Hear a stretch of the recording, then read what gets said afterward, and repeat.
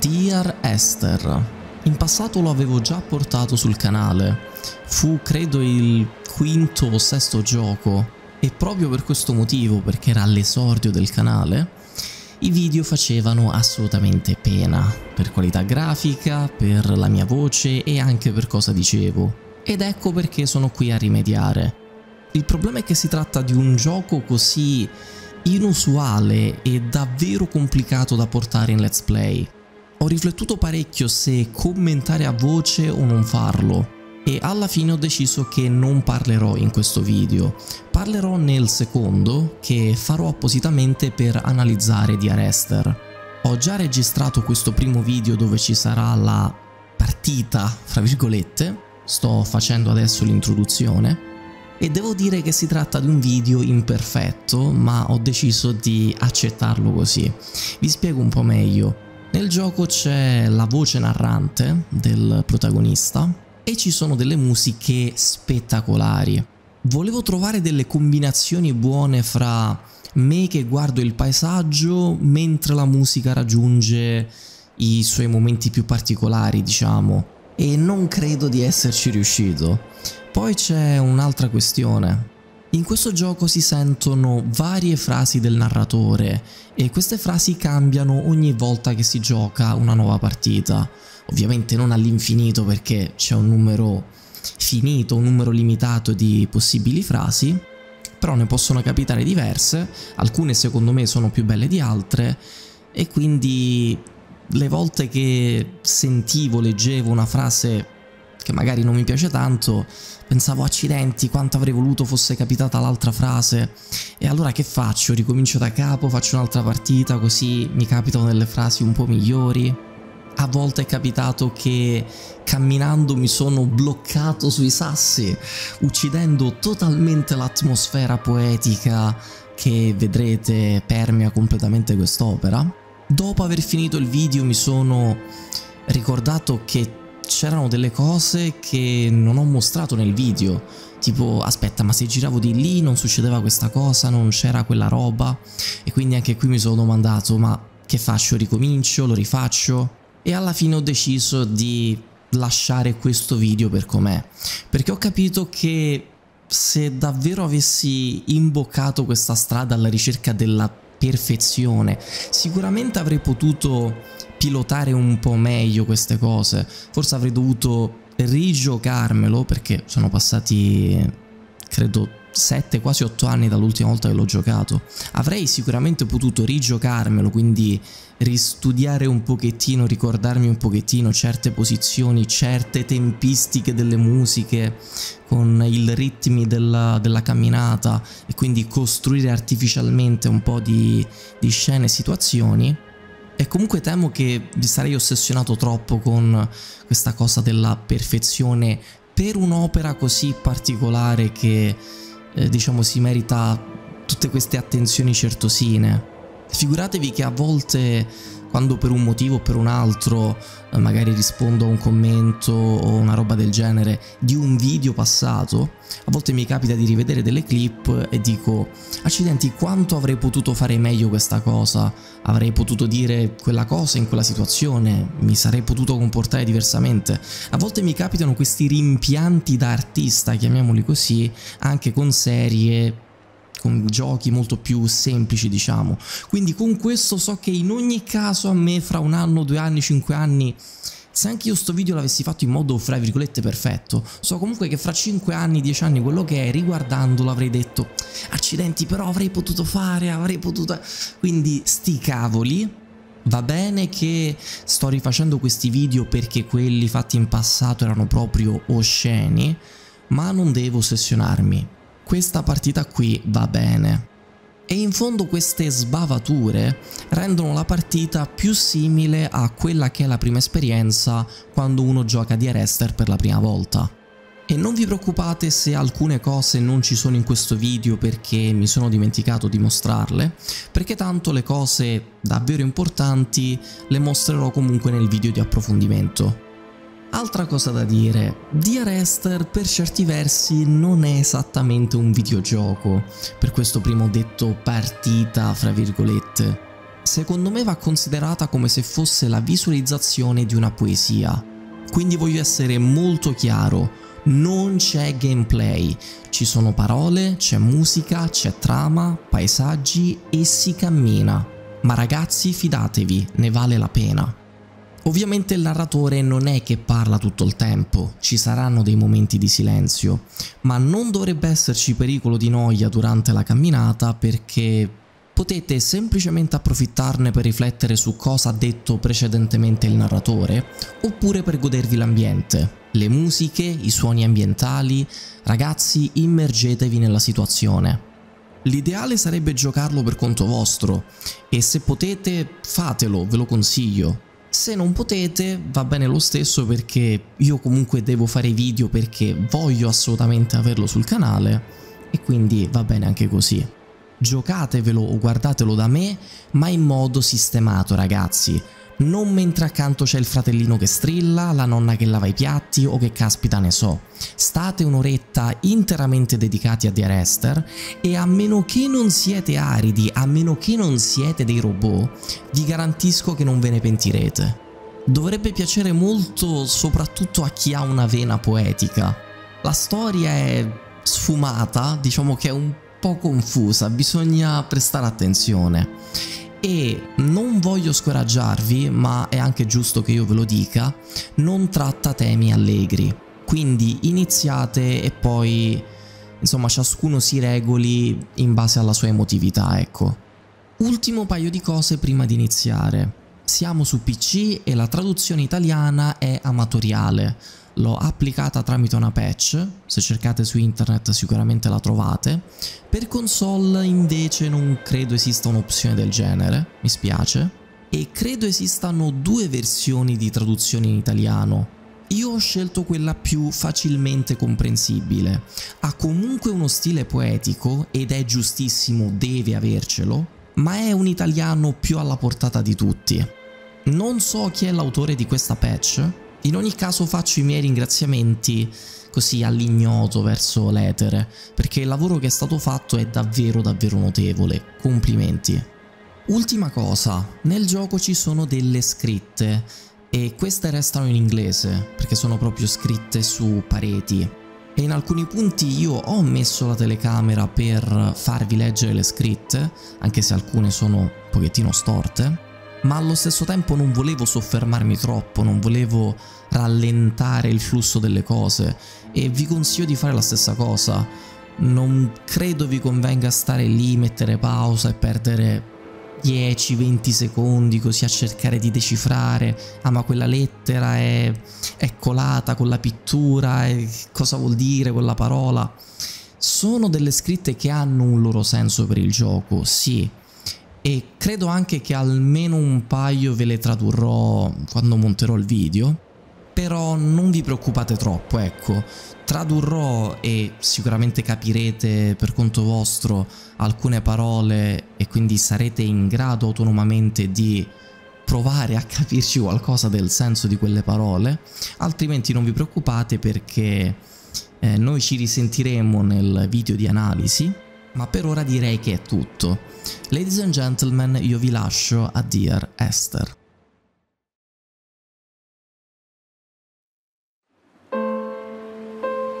Dear Esther, I sometimes feel as if I've given birth to this island. Somewhere between the longitude and latitude, a split opened up, and it beached remotely here. No matter how hard I correlate, it remains a singularity, an alpha point in my life that refuses all hypothesis.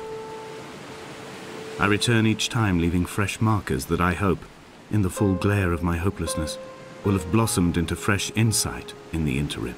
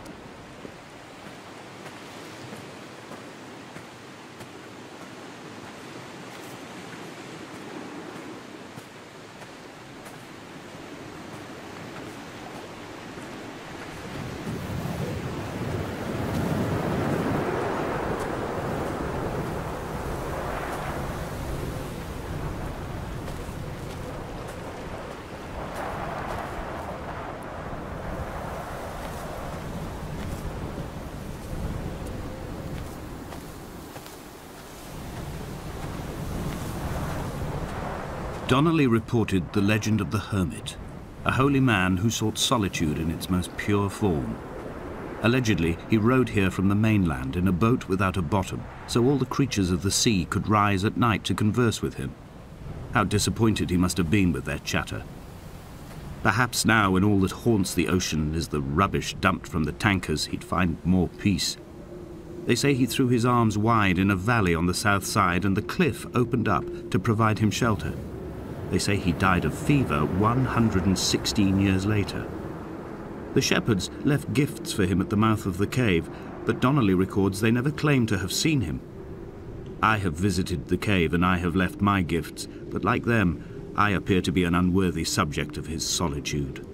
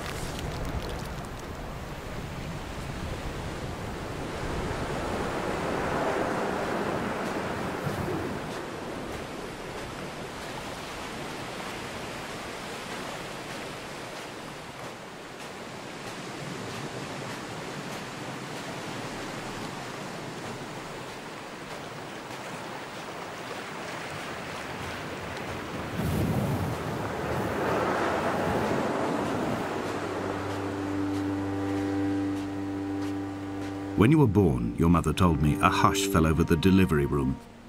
A great red birthmark covered the left side of your face. No one knew what to say, so you cried to fill the vacuum. I always admired you for that you cried to fill whatever vacuum you found. I began to manufacture vacuums just to enable you to deploy your talent. The birthmark faded by the time you were 6 and had gone completely by the time we met, but your fascination with the empty and its cure remained.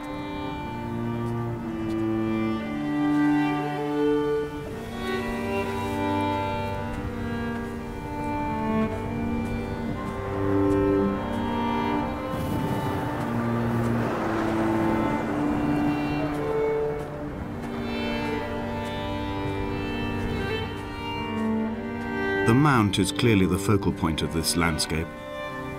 It almost appears so well placed as to be artificial. I find myself easily slipping into the delusional state of ascribing purpose, deliberate motive to everything here.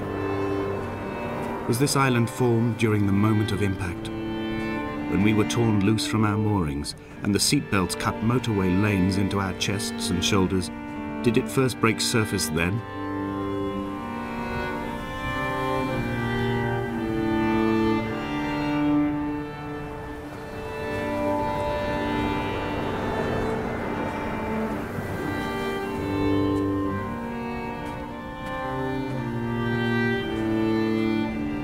When someone had died or was dying, or was so ill they gave up what little hope they could sacrifice, they cut parallel lines into the cliff, exposing the white chalk beneath. You could see them from the mainland or the fishing boats, and know to send aid or impose a cordon of protection, and wait a generation until whatever pestilence stalked the cliff paths died along with its hosts. My lines are just for this: to keep any would-be rescuers at bay. The infection is not simply of the flesh.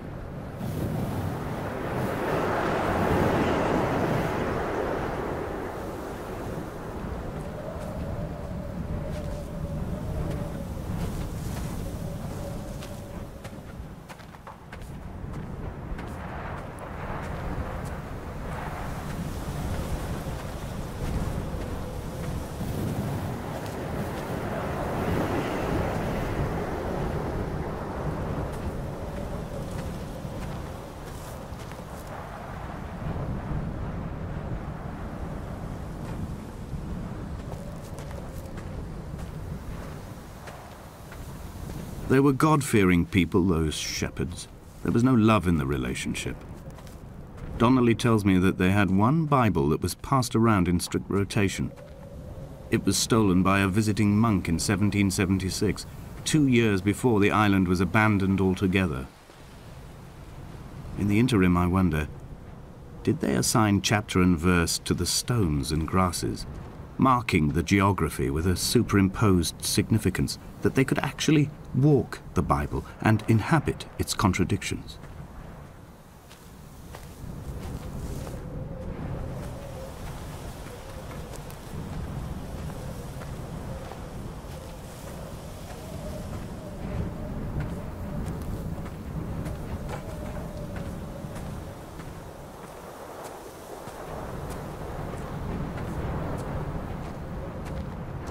Dear Esther, I met Paul. I made my own little pilgrimage. My Damascus, a small semi-detached on the outskirts of Wolverhampton. We drank coffee in his kitchen and tried to connect to one another.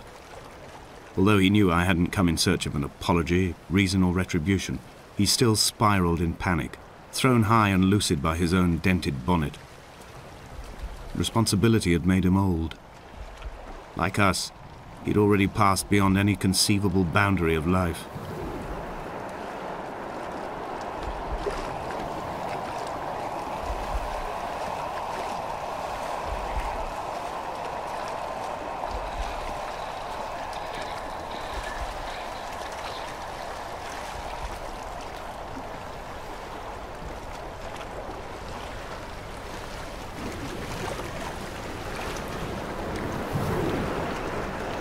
This hermit, this seer, this distant historian of bones and old bread, where did he vanish to? Why, asked the farmers. Why, asked Jakobsen. Why bother with your visions at all, if you're just to throw your arms up at the cliff and let it close in behind you and seal you into the belly of the island, a museum shut to all but the most devoted?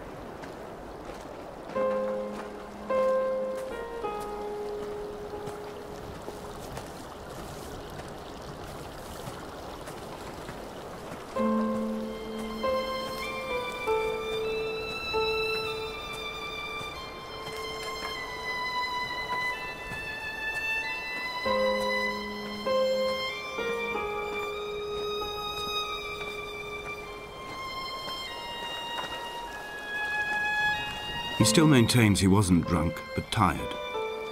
I can't make the judgment or the distinction anymore. I was drunk when I landed here, and tired too. I walked up the cliff path in near darkness and camped in the bay where the trawler lies beached. It was only at dawn that I saw the bothy and decided to make my temporary lodgings there. I was expecting just the aerial and a transmitter stashed in a weatherproof box somewhere on the mount. It had an air of uneasy permanence to it. Like all the other buildings here, erosion seems to have evaded it completely.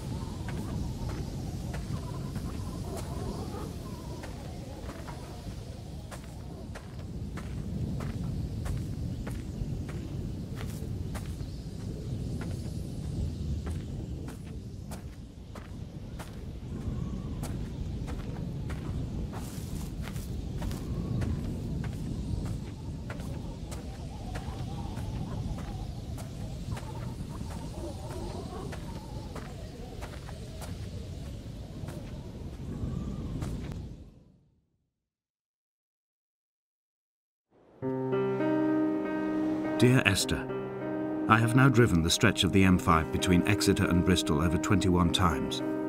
But although I have all the reports and all the witnesses and have cross-referenced them within a millimetre using my Ordnance Survey maps, I simply cannot find the location. You'd think there would be marks to serve as some evidence. It's somewhere between the turn-off for Sanford and the welcome brake services. But although I can always see it in my rear-view mirror, I have as yet been unable to pull ashore.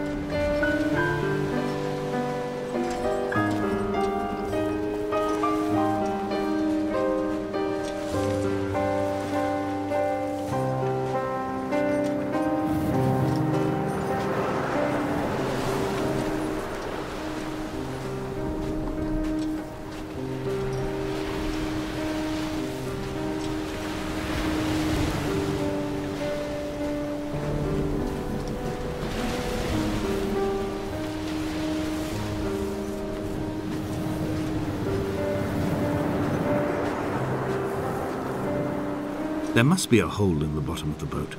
How else could new hermits have arrived?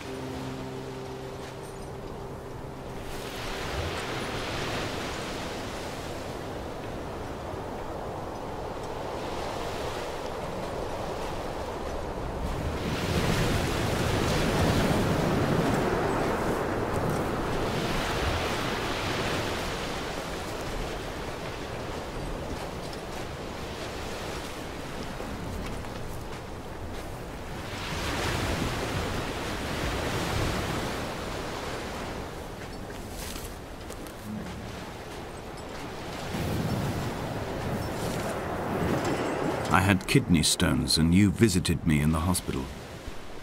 After the operation, when I was still half submerged in anesthetic, your outline and your speech both blurred.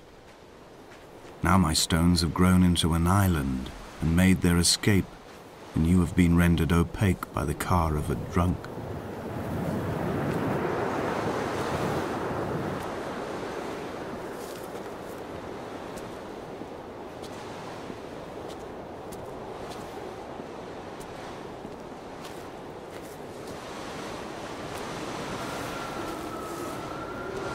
What charnel house lies at the foot of this abyss?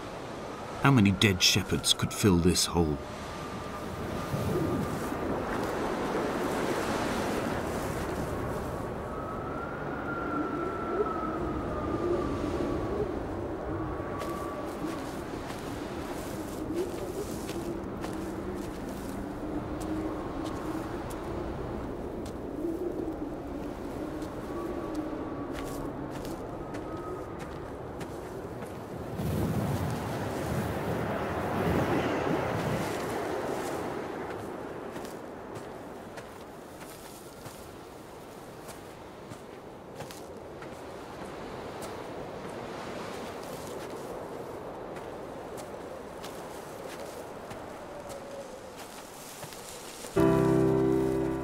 I've begun to climb, away from the sea and towards the center.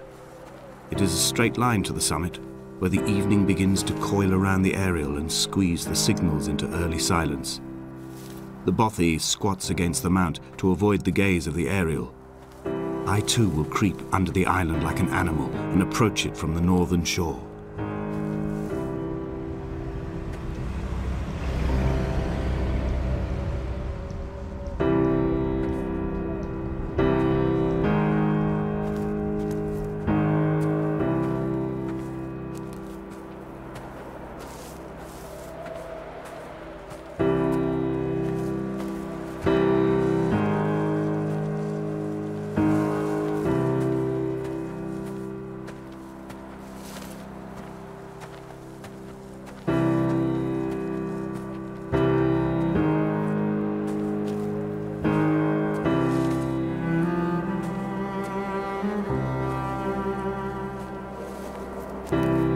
The bothy was constructed originally in the early 1700s. By then, shepherding had formalized into a career.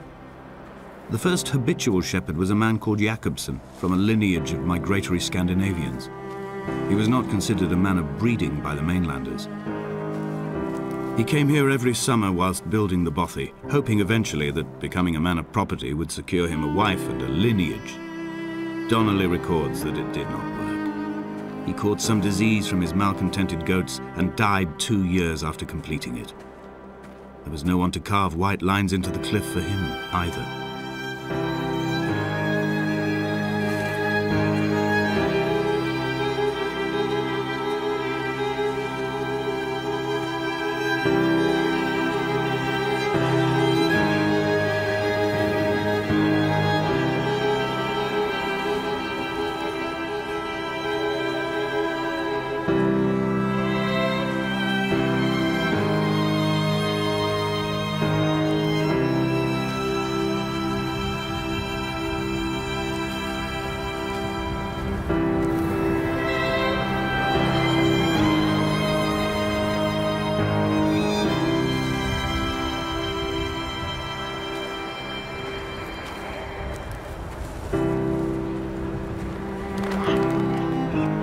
Three cormorants seen at dusk. They did not land. This house built of stone, built by a long-dead shepherd. Contents: my camp bed, a stove, a table, chairs, my clothes, my books. The caves that score out the belly of this island, leaving it famished. My limbs and belly famished. This skin, these organs, this failing eyesight. When the battery runs out in my torch, I will descend into the caves and follow only the phosphorescence home.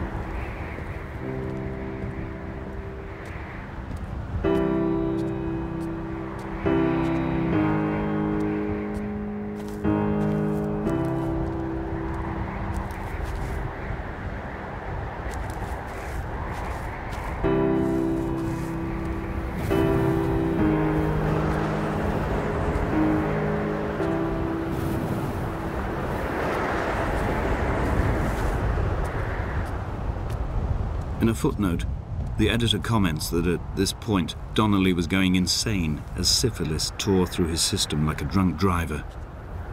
He's not to be trusted.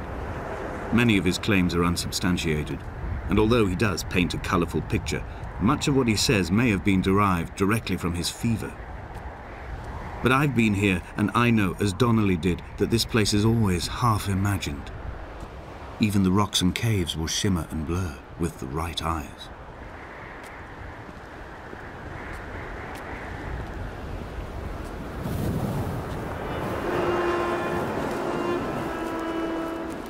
They found Jakobsen in early spring.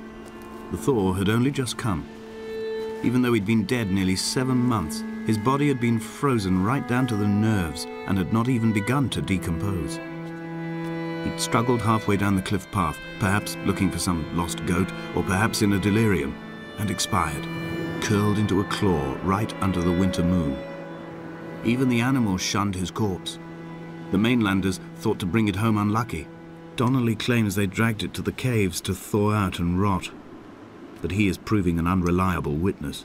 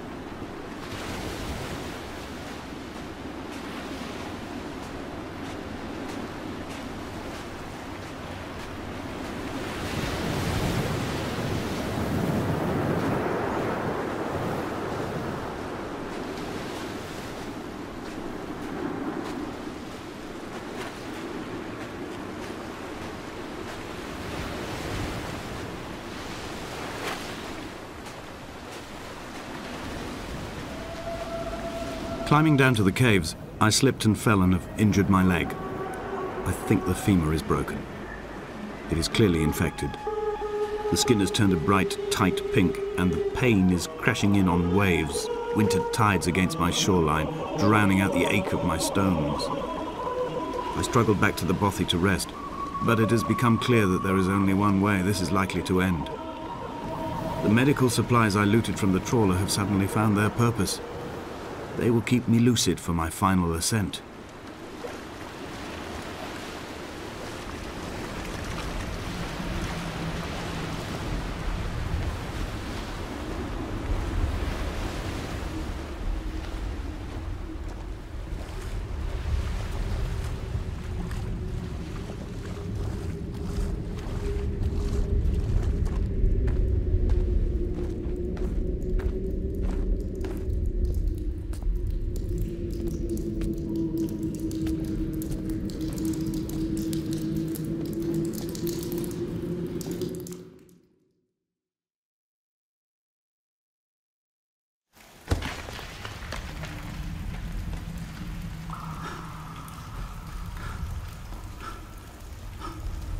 Donnelly did not pass through the caves. From here on in, his guidance, unreliable as it is gone from me. I understand now that it is between the two of us, and whatever correspondence can be drawn from the wet rocks.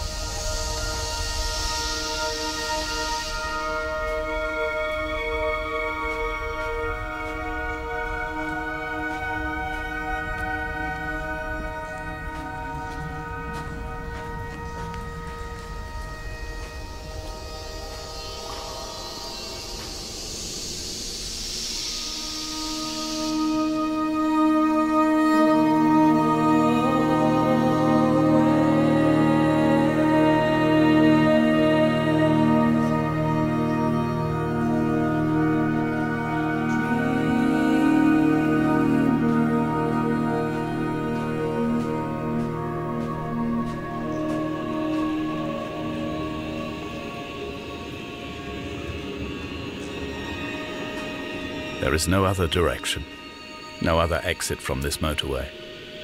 Speeding past this junction, I saw you waiting at the roadside, a one last drink in your trembled hands.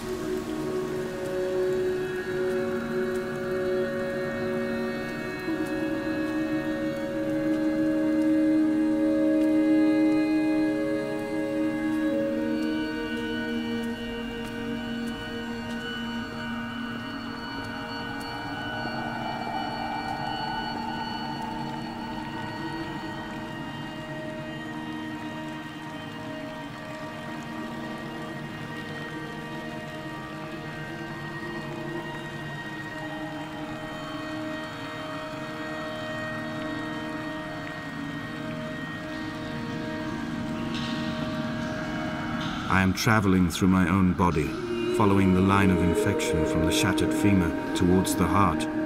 I swallow fistfuls of painkillers to stay lucid.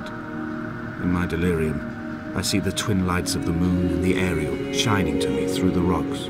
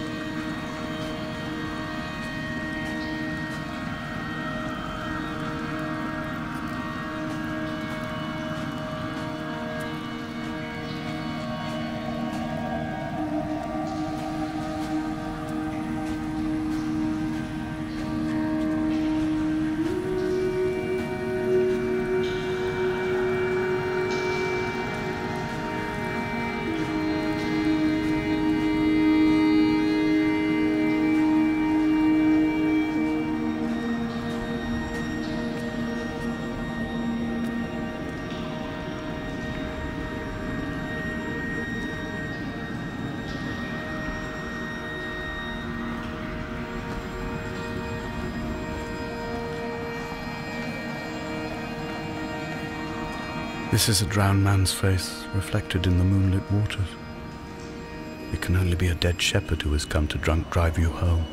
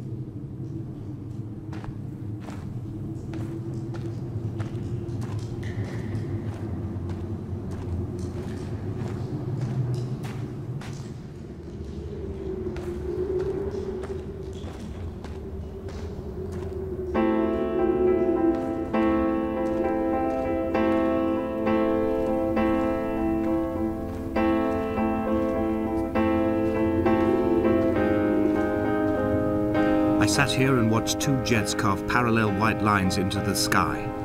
They charted their course, and I followed them for 21 minutes until they turned off near Sanford and were lost. If I were a gull, I would abandon my nest and join them. I would starve my brain of oxygen and suffer delusions of transcendence. I would tear the bottom from my boat and sail across the motorways until I reached this island once again.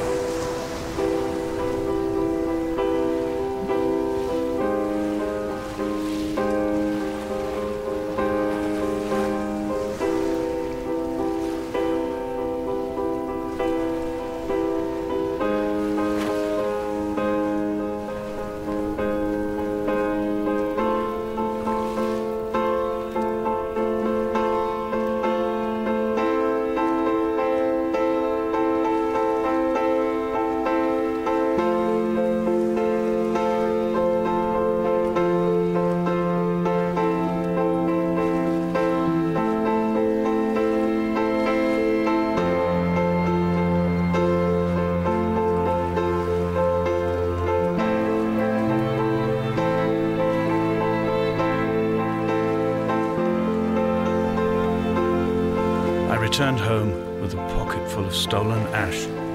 Half of it fell out of my coat and vanished into the car's upholstery, but the rest I carefully stowed away in a box I kept in a drawer by the side of my bed. It was never intended as a meaningful act, but over the years it became a kind of talisman. I'd sit still, quite still for hours, just holding the diminishing powder in my palm and noting its smoothness. In time, we will all be worn down into granules, washed into the sea and dispersed.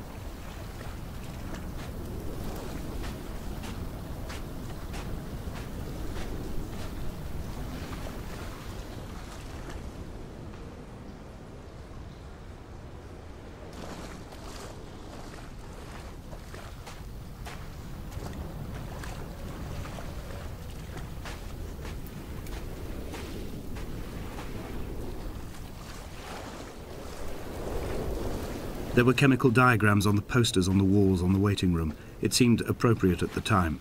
Still life abstractions of the processes which had already begun to break down your nerves and your muscles in the next room. I crammed diazepam as I once crammed for chemistry examinations. I am revising my options for a long and happy life.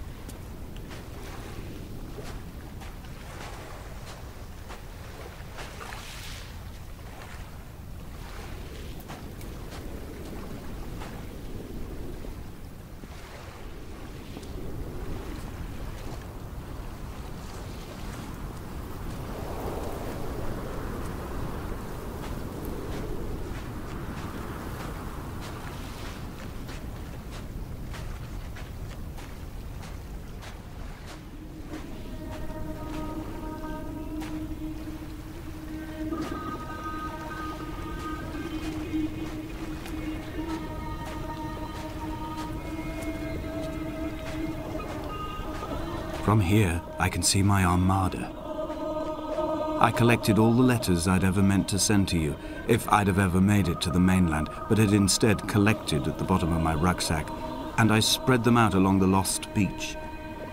Then I took each and every one, and I folded them into boats. I folded you into the creases, and then, as the sun was setting, I set the fleet to sail. Shattered into 21 pieces, I consigned you to the Atlantic, and I sat here until I'd watched all of you sink.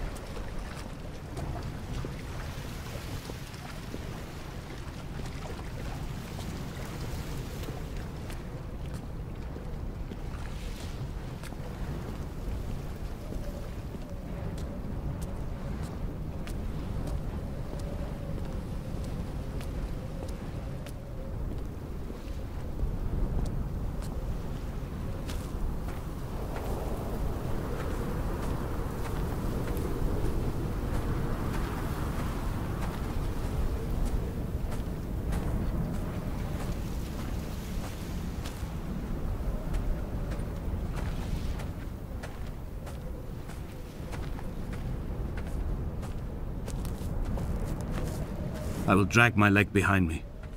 I will drag it like a crumpled hatchback, tires blown and sparking across the dimming lights of my vision.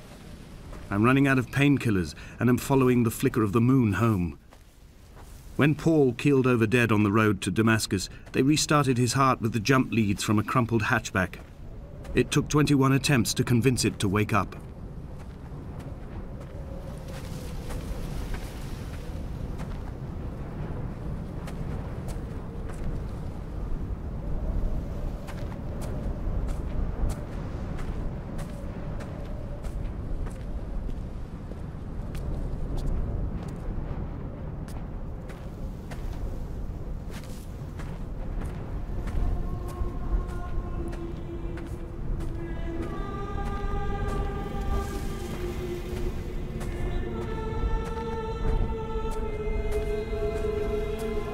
I've begun my voyage in a paper boat without a bottom. I will fly to the moon in it. I've been folded along a crease in time, a weakness in the sheet of life. Now you've settled on the opposite side of the paper to me. I can see your traces in the ink that soaks through the fiber, the pulped vegetation. When we become waterlogged and the cage disintegrates, we will intermingle. When this paper aeroplane leaves the cliff edge and carves parallel vapor trails in the dark, we will come together.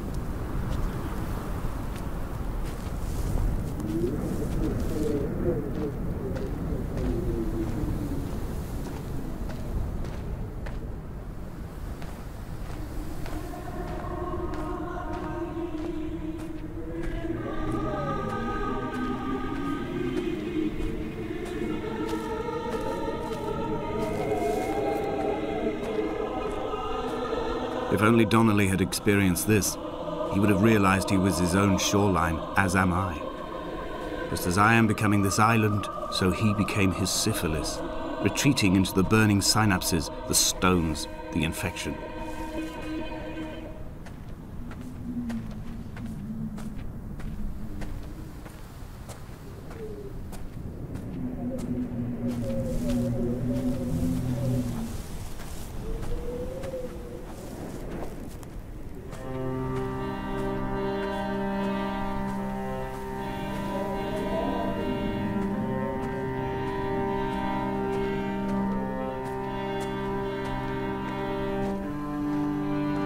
Bent back like a nail, like a hangnail, like a drowning man clung onto the wheel, drunk and spiraled, washed onto the lost shore under a moon as fractured as a shattered wing.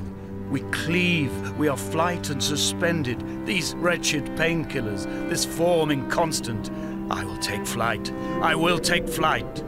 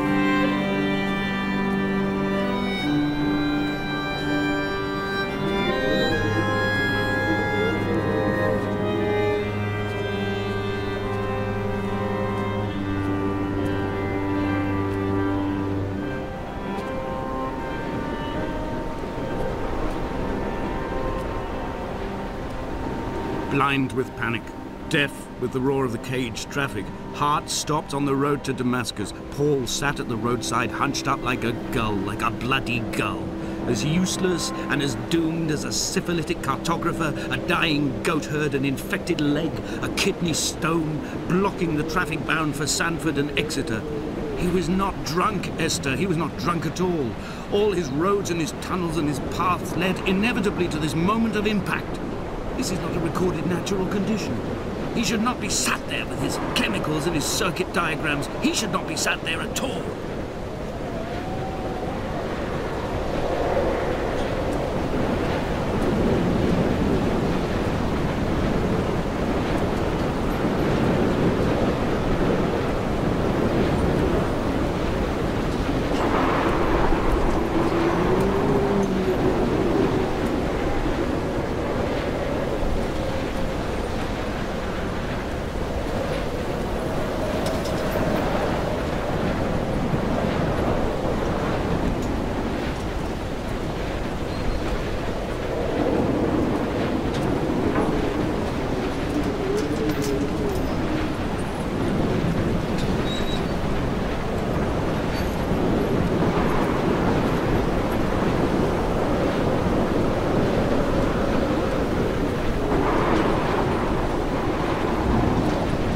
Twin vapor trails in the air, white lines etched into these rocks.